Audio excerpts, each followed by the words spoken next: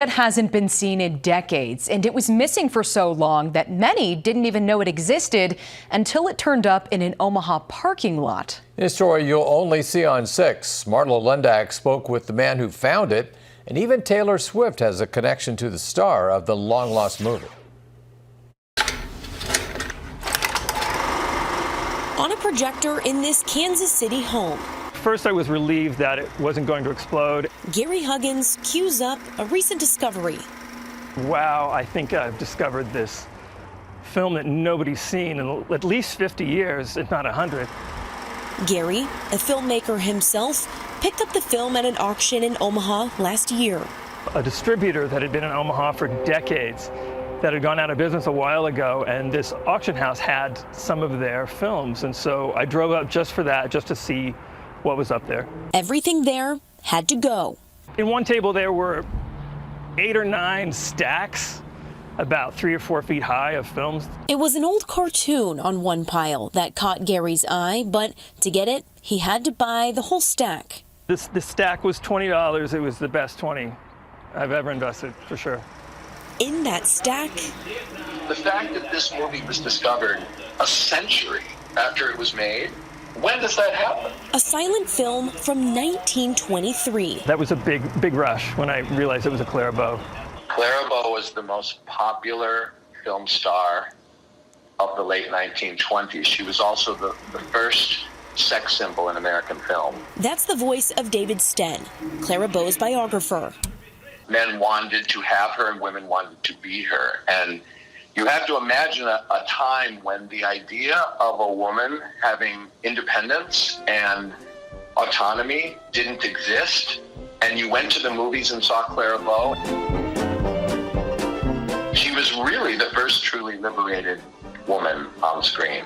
Before the 1950s, movies were made using nitrate, a combustible, unstable chemical, and thousands of movies decomposed because of it. So I thought, we'll never find this film. Sten estimates 80% of all silent movies have been lost, including about half the movies Clara Bow was in. This is so rare, it's so obscure. It was made by an independent studio. It was made in Queens, New York. What Gary bought in a parking lot in Omaha that day turned out to be a master copy from an original nitrate film printed on safety stock. It's completely mint and perfect. And while the internet seems to know everything, this movie, called The Pill Pounder, was nowhere to be found. Usually when you look up a film online, somebody has something to say about it. And it seemed like nobody had seen it, and that was the first clue that maybe it was missing. He had no idea he found the only known copy. Kind of amazing. Gary later sold the print to Clara Bow's biographer. When someone said to me, called me and said, would you be interested in a print of The Pill Pounder? I assumed that they were making fun of me because I thought, would I be interested? It would be a miracle, and it is a miracle.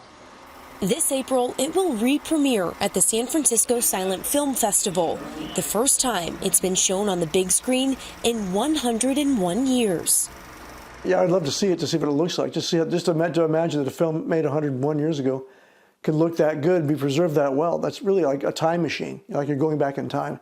Bruce Crawford of Omaha is a film historian. For 30 years, he's invited Omahans to watch classic movies and hear from those involved in their making. Well, Clara Bow, like I said, she was not quite to say Taylor Swift-like, but she was really super popular back in the 20s. She was a phenomenal person. The film's resurgence is serendipitous. Just months after it was found, Taylor Swift announced her upcoming album. The 16th song on the track list is called Clara Bow. She didn't break the mold, she created the mold. And now, someone much of the world has forgotten about will be reintroduced through lost film and new music. And for Gary, who unknowingly bought the film for just $20, after he sold it, he was able to buy himself a ticket to Tokyo.